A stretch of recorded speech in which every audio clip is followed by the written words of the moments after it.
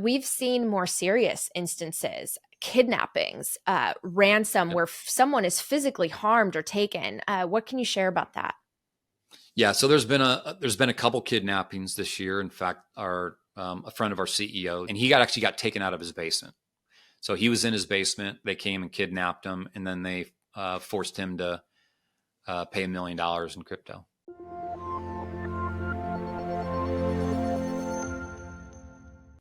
Hey everyone, returning to the show this week is Mark Kreitzman. He is the general manager for Efani, which is a mobile service that specializes in security so that you never get SIM swapped or hacked. Mark, thanks so much for joining me on the show again. Absolutely. Thanks for having me back. Appreciate it.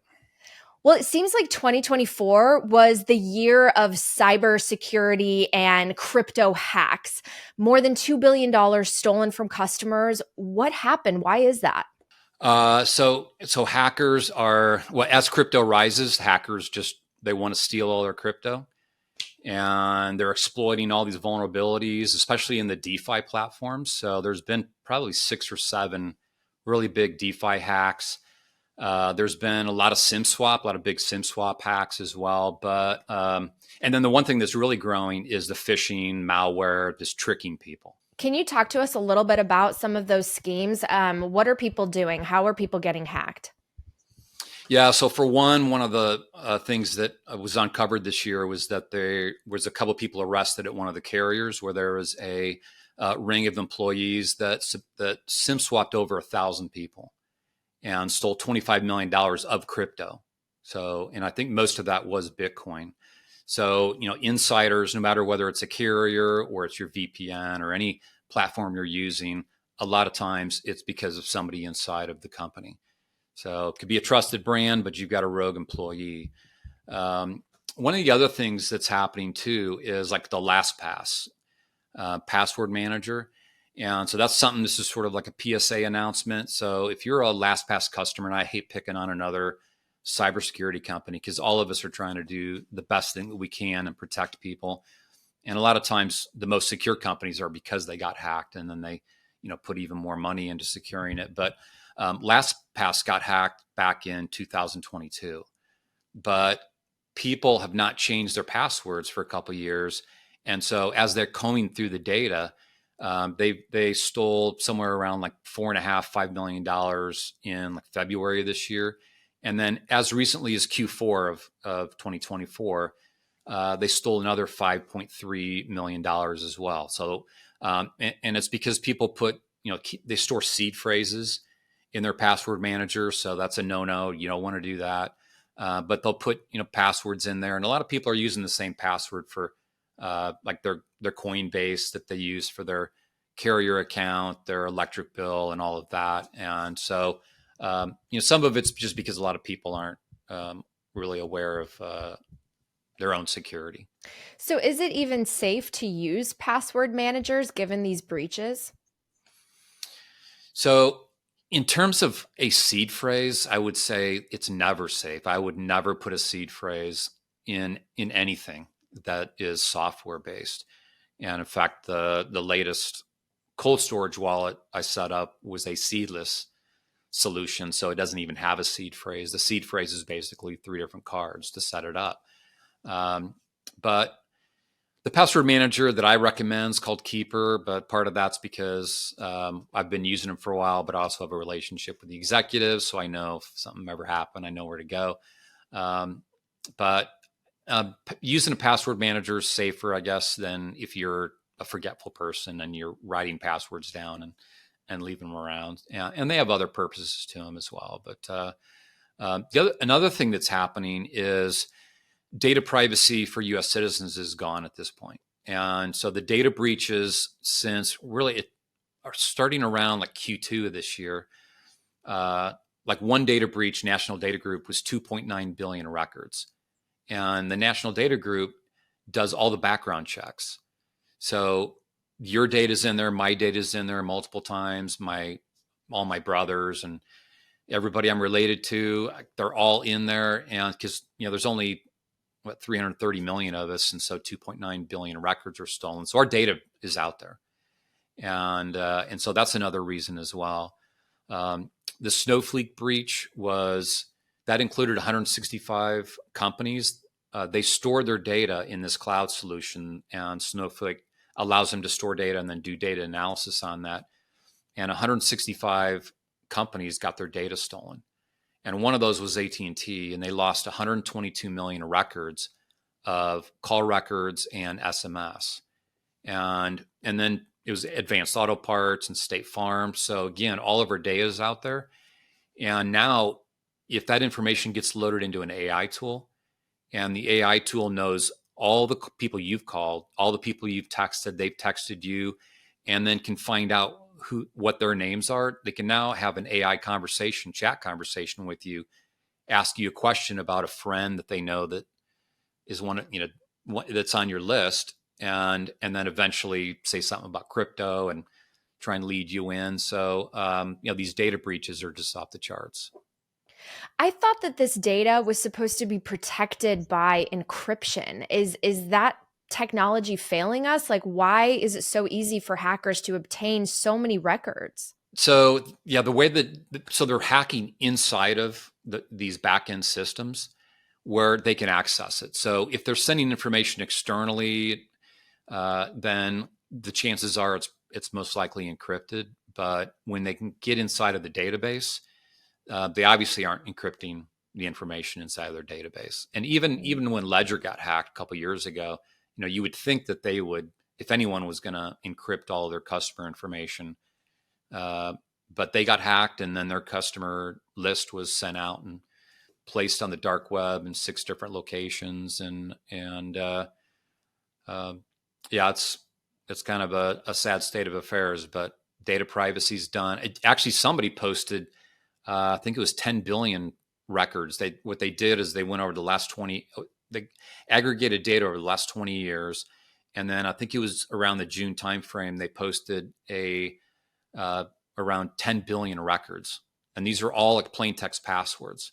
And so anyone who didn't change their password in the last couple of years, they're on that list. So everybody should, once or twice a year at minimum, go and change all of your passwords to really everything that you use. Let's talk a little bit about SIM swaps. And I really urge people to watch our original interview, because one of the reasons that we had our first conversation was because prominent people within the Bitcoin community, including some of my friends, were SIM swapped. Tell us, why are those attacks so prevalent? What methodologies are used, and how can people protect themselves? Yeah, so basically these hackers are using all the data from these data breaches and then mixing that with some AI search tools. And I had a guy demo this to me, and using information he got off of me on LinkedIn, or some basic information, use an AI search tool, and he got all the emails that I use. And it was scary watching them pop up. And one of those happened to be one where I thought, there's no way it'll never find this email. But because I never related it to anything else I was doing, and I used it for 3 different crypto wallets, and this thing pops up, and I couldn't wait to get off that call. And so information's out there. It's just so prevalent. But so you have insiders that work at the phone stores. You have insiders that are working inside the carriers. You mix that with these data breaches, AI tools, impersonation, AI type tools. And one of the business customers we just added, the reason they came to us is because their CEO and founder got SIM swapped by somebody using a AI voice. So they spoofed his voice, and easy to do. So you and I are both on YouTube. So these tools can scrape our YouTube videos, recreate our voice. So when that electronic questionnaire comes up and says, state this sentence, and the AI tool just repeats it back, and it passed the AI tool, and he lost a lot of money. So we're putting his business on Efani to protect him. This episode is brought to you by Casa. As some of you know, I recently updated my self-custody, and Casa makes self-custody so easy, even if you've never held your own keys or used multisig before. Casa has a state-of-the-art app and live experts standing by to guide you every step of the way. For those with large Bitcoin holdings, Casa just rolled out a new service. It now offers a holistic security advisory service. As a private client, you'll get a 7-step security overhaul, personalized consulting, and your own private emergency line for expert help when you need it most. Get 10% off your Casa plan at casa.io/Natalie. Next up, Speed, the fastest growing Lightning wallet in the world. Send and receive Bitcoin, swap with stable coins, and even snag gift cards to earn rewards, all in seconds. Download Speed via the QR code or the link in my show notes and use code CoinStories10 for 5,000 free sats. And finally, are you ready to take control of your wealth? The Bitcoin Way is here to empower you. Learn how to take full self-custody and eliminate all counterparty risk. Set up a node and become the master of your own transactions and enjoy true autonomy. And upgrade your cybersecurity and protect your online privacy like I did. The Bitcoin Way specializes in personalized one-on-one training to help you become fully self-sovereign. Schedule a free consultation today. All right, back to the show. Let's talk a little bit more about Efani. For those who are not familiar with Efani's service, can you talk about it and how it adds these layers of protection so that people aren't at risk of SIM swaps and other hacks? Yeah, absolutely. What we do is very, very simple. So we're set up as a reseller of AT&T and Verizon, and we've picked those because we like both of those networks, and they don't have as many inside problems as T-Mobile. They seem to have some leftover issues between the Sprint and T-Mobile merger, and they just get SIM swapped a little bit more. And then what we do is once a customer chooses the network, we port them over to Efani. So Efani is actually we become the mobile service provider, and we basically lock them down, and then we disconnect them from what I call the API matrix of the carriers, because the scary thing about mobile operators is that I can move you. If I just have 3 bits of information about you, I can move you to Efani without having to call your carrier and without you having to call your carrier. So the carriers have made it really easy for you to leave them. They don't want any cost. Once you decide to leave, it's like you're gone. And so you're connected to this carrier matrix where we all have portals. So there's 1,000 plus Efanis out there. They're not doing what we do, but resellers out there all have portals, and we can pull customers over. So we're unplugging you from that. And then everything we do from that point is manual. And so we're doing 11 verification checks. You can create a custom password or custom step as well. You could ask for a video call for like a port out. You could ask for to use a certain passphrase, and then it's really a manual effort from that point. And we also provide a $5 million insurance policy. So to describe our business in the most simple way is we provide mobile service, and we have a $5 million insurance policy that we're going to do everything to protect from ever having to be used. Because that's that's the main thing, right? Never get SIM swap, never use our insurance policy. And because of that, we're going to make sure that you as a customer will never be SIM swapped. And that's what you kind of stake your reputation on, right? You don't want to be paying out those insurance claims. And if you are a customer of AT&T, T-Mobile, Verizon, you can't seek the damages that if you lost all your crypto, you can't call one of the carriers and hope that they're going to make you whole, right?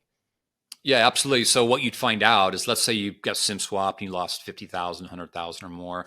You're going to find out that there's arbitration clauses now slipped into everybody's mobile account. So you would have to take them to arbitration court.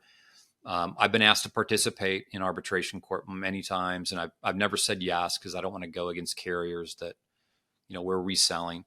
So I know how this works, and you'd be lucky to get 35-40% back. Yeah. And one of our biggest fans is the ex-CTO of AT&T. And what he told us on a call was that we've actually created a problem for the carriers, because now the carriers can no longer say, this is, everybody has the same issue. We're all getting SIM swapped and it's been normalized, and therefore we can't be held accountable, because that's their defense. And so he said, you've now created a problem because you've never been SIM swapped, and attorneys can now use that as part of their pursuit of getting funds returned. Let's say someone is watching this or listening to it and they are a little bit skeptical and they think, well, doesn't this centralize things and essentially create a honeypot that if someone hacks Efani, they get all these users and potentially very, very prominent clients' data? How do you protect against that? Yeah, absolutely. Great question. So one is we take every single precaution that we possibly can in terms of how we handle data, even inside of even inside of Efani, it's a who needs to know type business. So me as the general manager, even though I'm a part owner of Efani, I have zero access into anybody's account. So if like you were a customer and you called me directly and said, "Hey, Mark, can you tell me how much data I've used?" I can't even access that information, and I wouldn't even really be allowed to do that internal. You'd have to come through the right process. The other thing is that we only collect what's necessary, so you can't steal what doesn't exist. And so we store only payment information and verification information. And everything else is just, we don't store it. And therefore, any information beyond that can't be stolen. The information is kept in silos. The information is encrypted. And the access to that information is extremely limited, down to just a few people on the planet that can access it. We also do 2 penetration tests per year. One Oh, required by one of our Fortune 100 companies, customers, mhm. and then we also do an additional one. So we actually have 2 different penetration test companies that we pay to make sure that we're totally secure. And then, as you can imagine, we actually have a bunch of pen testers that's their career. That's what they do for a living. And every once in a Oh, while, when one of them gets me on the phone, they'll say, "Hey, I just want to let you know that I tried to SIM swap myself and I wasn't successful. And so you're doing a great job." And so, oh, wow. um, we have a lot of security conscious people that are in the security business. Wow, that's really interesting. Yeah, I've actually met someone in the Bitcoin space. Their kid, his job is to literally try to hack companies to find their Yep. vulnerabilities. I wanted to ask you about fake cell towers. Can they really intercept calls and messages? They can, yeah, and it's literally like the size of a mini iPad as well, with these 3 antennas. And the scary thing about it is that somebody put do-it-yourself plans on YouTube a couple years ago. So it's a do-it-yourself plan of what's called a stingray. So the FBI and intelligence, they have these stingray devices, and they're pretty powerful. So they can push malware to your devices. They can listen to phone calls. So if somebody was nefarious, they could put it in a backpack and take it to the Bitcoin conference, and put it under their chair, sitting in that big ballroom there, and put your phone to sleep, and then turn it back on. So they use a cell jammer to jam all the phones and then unjam it. And then all the phones have this protocol built into it. They're starting to say hello to the cell towers, and there's a couple bits of information that's unencrypted. Hmm. And they'll try and gather that. So they try and get the IMSI number and a couple other things. And then later on, try and potentially use that to sort of reverse engineer, go to a carrier and say, who owns this IMSI?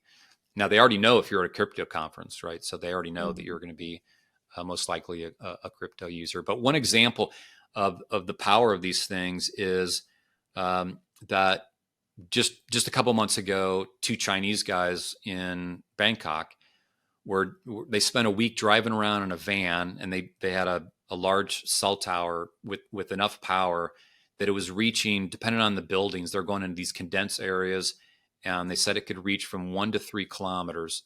And they texted in 3 days nearly 1 million people. And so they were trying to get people to click on links, and then use that to, whether it's malware, steal passwords, download things onto their phone. And that shows you the power of what these things can do. So again, like if somebody parked a van near the Bitcoin conference, they could be sending out text messages trying to get people to click on links like, "Hey, you won this prize. You just won a Bitcoin if you click here," things like that. And so it was finally proof of how you could use these on mass scale. So you don't even have to hook up to what you think is a legitimate Wi-Fi. This is actually impersonating a cell phone tower, and your phone might automatically connect to it and start transferring data. Yeah, so it's mimicking it's mimicking one of the carriers. Mm, And so cell phones are dumb, and it's going to connect to whatever the strongest yeah. signal is. So typically they'd have to be within, say, 50 to 100 meters of you, um, for them to have a small one that they could hide. Is there a good way to recognize phishing or hacking attempts? Because we're seeing them happen from, impersonating major companies, the big exchanges. They're trying to get people's crypto, their Bitcoin. What are signs that we should look for?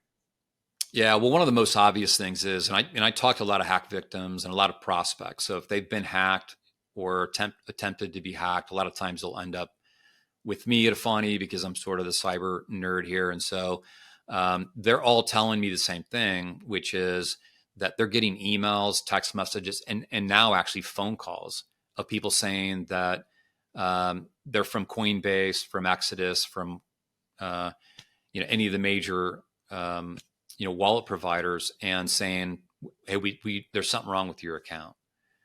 And so, if you get a call from any exchange, for one, they have really no customer support live, no phone support, and so the odds are 99.99% that this is going to be some kind of phishing scam. But in terms of somebody sends you an email or a text with a link in it, it's pretty much impossible to know, other than um, you want to make sure that you know who the person is. You want to make sure that it's, because you get these, like, you have a Amazon package waiting for you. It's been here 3 days. Click Hmm. here, or we're going to send it back. Things like that. Yeah. Just all that stuff is spam, and you just don't want to click on it. And that's Yeah. a behavioral thing that people need to really be aware of, and it's costing people a lot of money.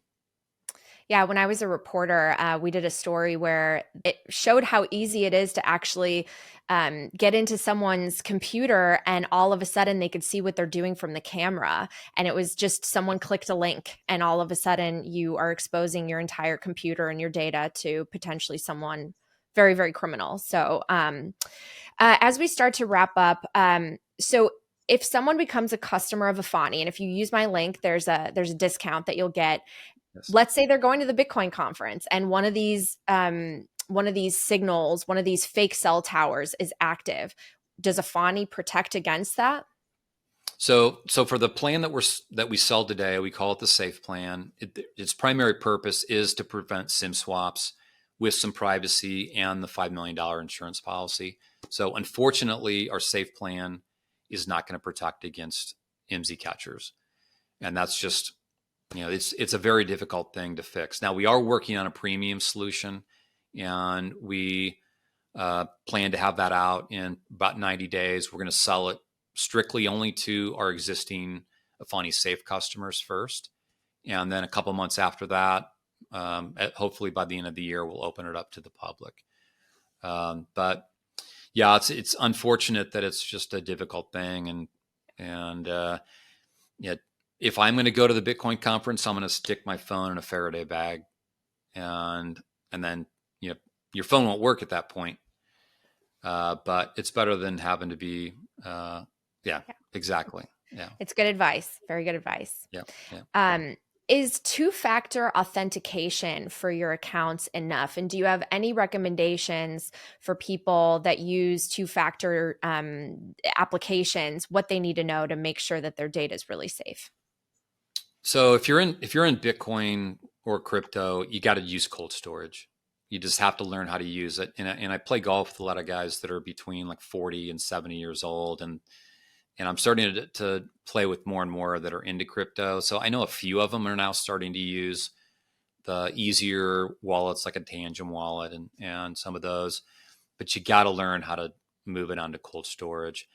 Now you have to have some place to move that crypto to sell it, trade it, convert it. And so you're going to have your Coinbase or some online wallet. So um, you want to have a Fani, and you want to have that SIM swap protection to make sure.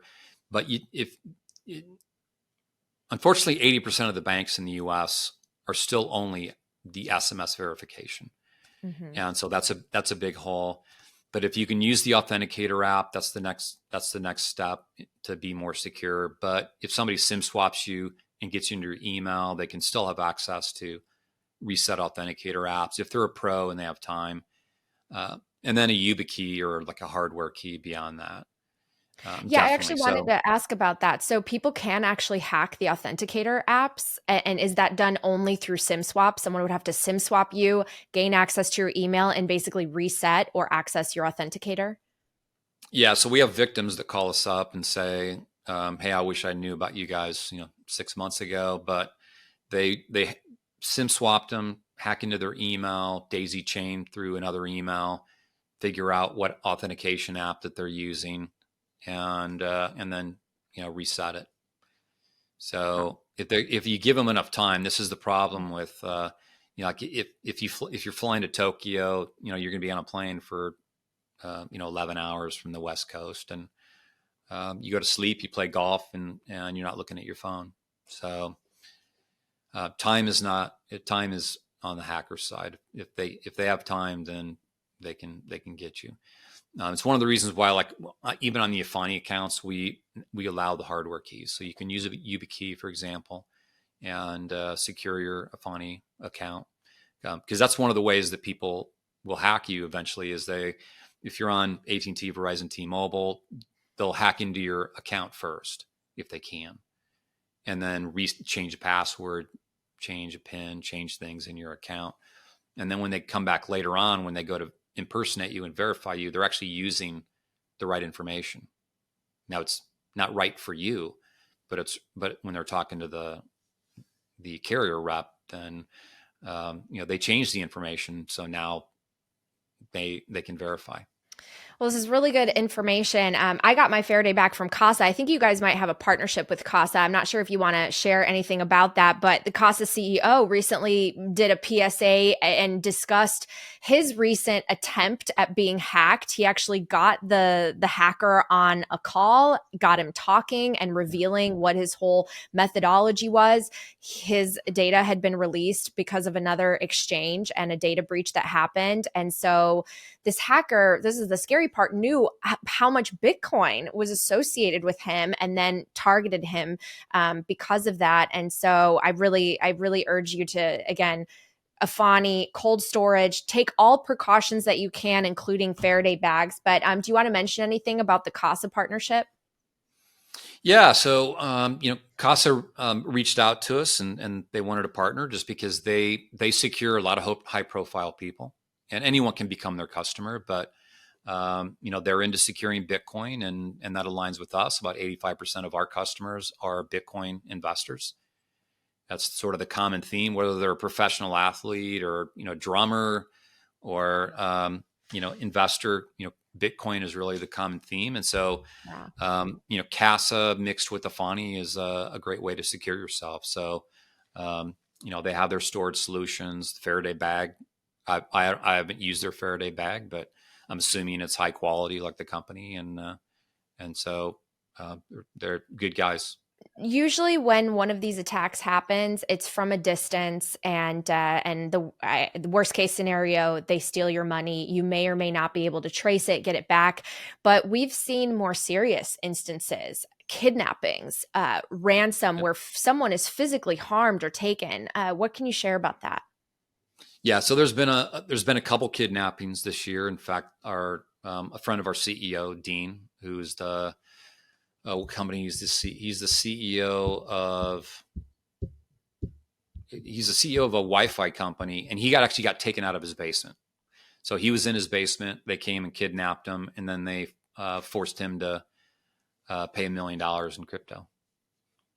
And so I knew this was coming, and because we've seen this, if you search for it, this has happened in Venezuela, this has happened in Brazil, and I'm sure it's happened in Puerto Rico, but it's So only a how do you matter of time before it starts happening here, and it's just something you have to think about. Like even my, one of the cold storage wallets I love, and it's this this is the Tangem ring, Hmm. and so I use it only if I am planning on like accessing this particular wallet, but I would not wear it outside.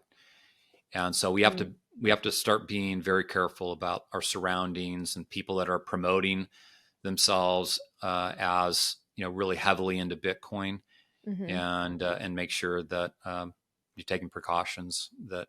Well, and it also highlights the importance of multi-sig custody, even with the fires that just recently happened. If you have one hardware wallet, one seed phrase, and something happens to the place where you store it, you could potentially lose all of your Bitcoin. So it's really about taking some of these steps. None of them are hard. Sometimes it's time consuming. You need to do a little bit of research, but all of it, I think, is really, really necessary. We need to take responsibility. Anything else you want to share before we wrap up? Just that Efani, we support the U.S. Only, but we are starting to, if we do on a case-by-case basis, if somebody's outside the U.S. and they want a U.S. mobile number and they still need to transact and do SMS and that, we can support that, but it's on a case-by-case basis, and I'm happy to talk to anybody who's interested in that. We do have a number of people that live overseas. They're using Efani, and it's just U.S. mobile numbers. But we appreciate being part of communities such as yours. We're huge supporters of crypto, of Bitcoin in particular, and we're fighting for people's data privacy. Our CEOs spoke in front of Congress, and so we're doing more than just Efani, but trying to help change legislations. Obviously, it's not working because our data is just getting stolen anyways. We'd love to have you as all of the community as a secure mobile customer of ours, and you can reach out to us, schedule a call. We're happy to answer anybody's question. Yeah, thank you so much, Mark. It's such an important message. Head to my link, efani.com/Natalie. You'll learn more about the service and you can get a discount. And I just really appreciate it. I think, again, we got to get this message out to as many people as possible. We'll keep doing refresher episodes because there's always new stories to cover and new ways that people are finding the ability to attack and hack consumers. So thank you so much, Mark. I really appreciate it. Absolutely. Thank you for having me. Thank you. Thank you so much for checking out this episode of CoinStories. Make sure you're subscribed to the show and hit that notifications button so you never miss any new content. Also, check out our weekly free newsletter at thenewsblock.substack.com. This show is for entertainment and educational purposes only. Nothing should constitute as investment advice, and you should always do your own research. I'm always open to feedback and guest suggestions, so please feel free to reach out at info@talkingbitcoin.com. I'll see you next time.